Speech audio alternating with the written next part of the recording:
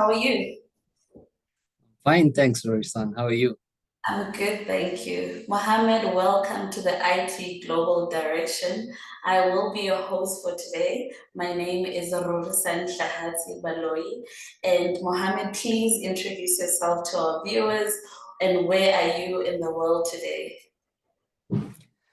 Thanks for this opportunity. My full names are Mohamed Jama Dalal. I'm from Kenya. I'm a CIO, but I like to consider myself a techie. I've been a techie for about 19 years now, predominantly in the financial services sector. Oh, that's awesome. And Mohammed, Yeah. as a techie or a leader, what's a hot topic today in Kenya around leadership and what's on the table? What's a burning issue for Kenyan leaders today? I think for people in my space, there are a number of issues that, of course, we have to deal with. But one, I think that it's top of mind for most CIOs has got to do with how we manage technology talent, particularly noting that everyone is busy building on their digital transformation initiatives, and we are seeing more and more challenges on keeping talent, and even when you lose talent, replacing them. There seems to be a scarcity of good talent out there. So I would say that's a key challenge that's top of mind, at least for me. And are you doing anything to mitigate that right now? Do you have any ideas on how other leaders can look at how to mitigate this talent issue?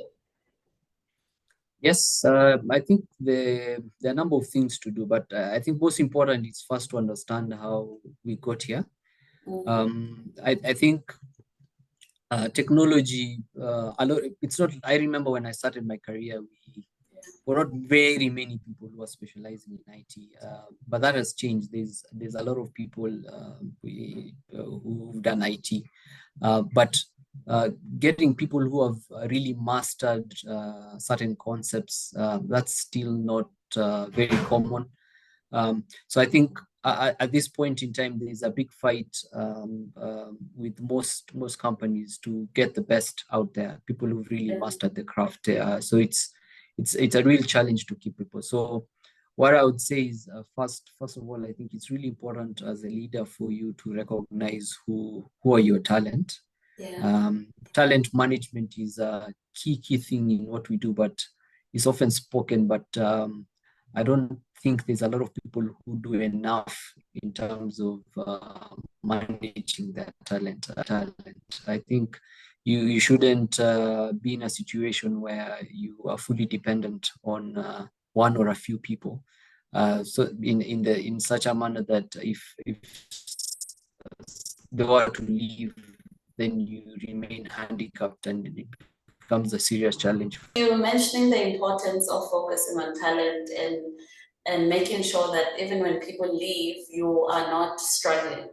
So I've seen in other leaderships, or there is a model that has been adopted very vigorously lately, which is the M-shaped skill within the IT space, where you you ensure that your employees are not only focused on one thing. Should they leave, there's still continuity. So you can be a business analyst, a tester, and actually play all the roles in the DevSec methodology. What's your view on that? Yeah, I think it's a very important perspective to look at, because you notice previously, I think most people were generalists. I think that was the norm. And then there was a shift towards specialists, Mm, which has its merits. But if you look at the modern world today, I think you need a mix of both. It's no mm, longer just specialists. So there's this concept also of versatilists. So they are more like specialists, but they can transcend from one function area to another quite easily. So I think, in my view, in any organization, for you to really be successful, I think you need a mix of all three. I think there are certain areas where it makes sense to have generalists, people who their scope is quite wide. They might not have deep skills like specialists, but in certain areas it makes sense to have specialists, but also invest in people who are more versatile. I think that's really key in any organization, particularly if you have efforts towards ensuring that you're successful in your digital dexterity efforts. I think that's quite important. Yeah. And one other thing, Mohammed, globally, leaders have indicated that before the pandemic, a lot of people were leaving work because they were not happy with either management or the how they were paid. And that has changed significantly. Now there are other benefits that people leave. Are you adopting any of those? And do you want to maybe suggest, maybe in Kenya, what have you noticed that keeps people or keeps talent in an organization? Yeah, I think that's a very interesting topic, because I think what we picked up from the pandemic is that quite a number of workforce right now would actually prefer to remain working from home. I think there've been studies that are done, and quite a significant percentage would like to have that arrangement, while those who favor a more hybrid approach, where some days they be in the office and some out. And I've sat in interview panels, and I've had this question from people, potential candidates, and they would ask you about your remote working policies, and it's quite dear to the heart, you can see. And I used to think that's probably something with the Gen Z nowadays, but I think it's not. It's with common with all different age groups. I think people are seeing that work-life integration done this way. That's what makes the most sense for them. Yeah, so I think that's something that even here in Kenya, we've seen a lot of companies have adopted that model.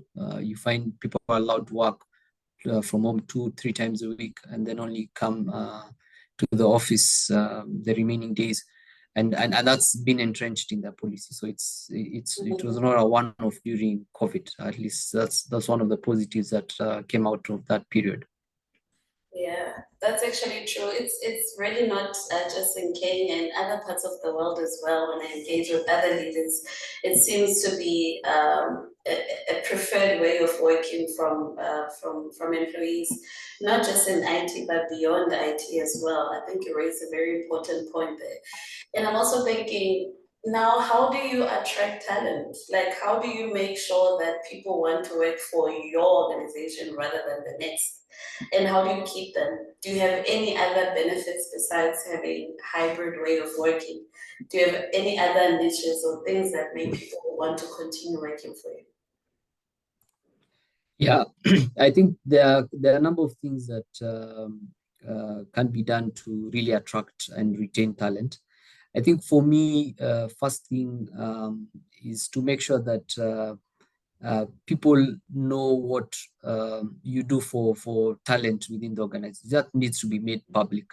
I think most companies, the way they go about managing their talent is almost like a closely guarded secret, and I've never really understood why. I think the more you show people that if you come and work for us, we are able to do ABCD for you, and you make it very open. Of course, some of the elements are based on the performance levels that someone brings in. But I think at least clearly making that this is what we are known for in terms of enriching your learning, exposing you to different scenarios so that you can also broaden your knowledge on different things. And also embracing the culture of experimentation. I think we live in a world right now where there are people who are talented enough, but just want to be given a chance to not only share their ideas on how to do things differently, but they relish that opportunity to be allowed to try, even if in some instances they might fail. But just a culture that embraces experimentation is also another thing that attracts talent. Certainly for me, as a technology person, I see for people within my space, I think that's something that's highly valued. Mm. No, that's true. And Mohammed, does this talent management sit solely on your shoulders, or do you feel like you need to collaborate with other leaders to make sure that this is a success to keep talent within the organization? Yeah, I think as a leader, first of all, one of my primary roles is to grow my people. So I first take that accountability. But I do realize that all leaders should share the same view. So there's definitely need for collaboration. It's not a HR matter, as a lot of people perceive. I think HR in this case would just be an enabler.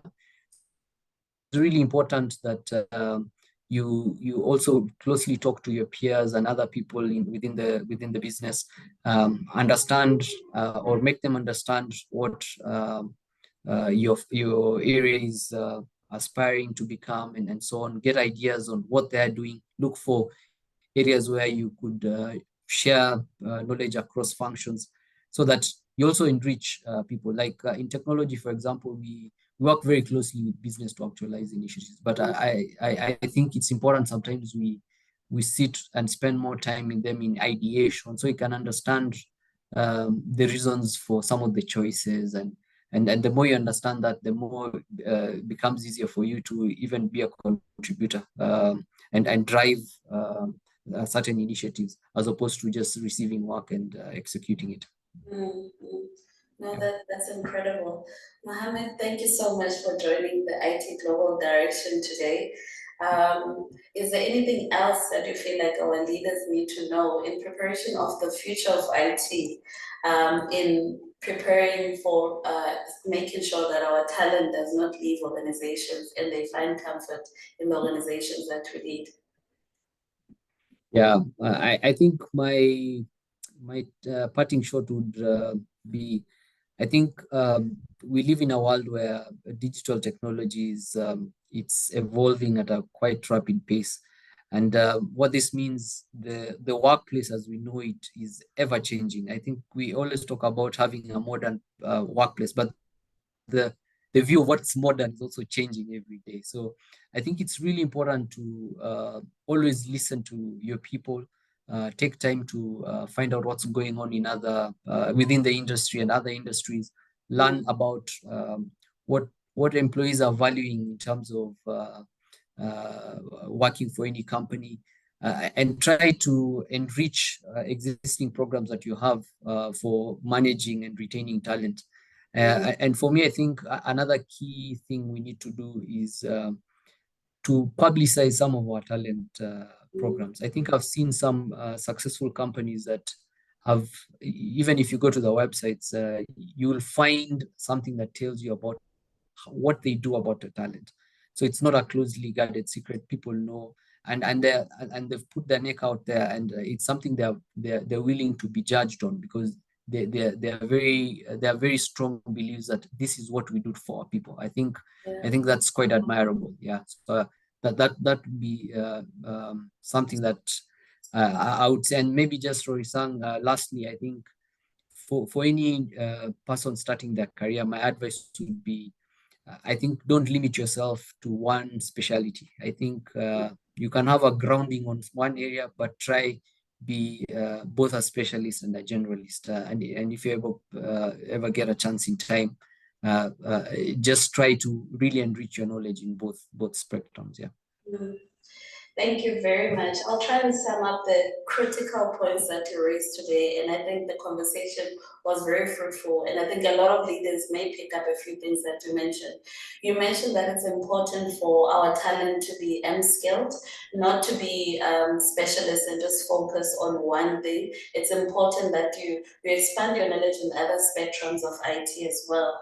You mentioned that the way we are attracting talent right now and keeping talent has slightly changed from the past. In the past, talent used to look at how they are managed, There's even a saying that people don't leave companies, leave their managers. But right now, it has expanded further beyond COVID, where we find now the way of working, whether you're working hybrid, working from home, or working full-time in the office, is now a pertinent topic when you're recruiting talent. You also mentioned something very important again, is that as organizations, it's important that we don't keep what we do for talent as an internal thing, but to also market it globally or market it beyond the borders of the organization for other people to see what is done for talent, so that they can also be attracted into that organization to say, I want to work for that organization because I've seen what they do for their talent. I think those were critical points that you raised, Mohammed. Is there anything else that I missed? No, I think you summarized it perfectly. That's awesome. Thank you so much for joining IT Global Direction. I hope our leaders will pick up a few points from what you said. Thank you once again.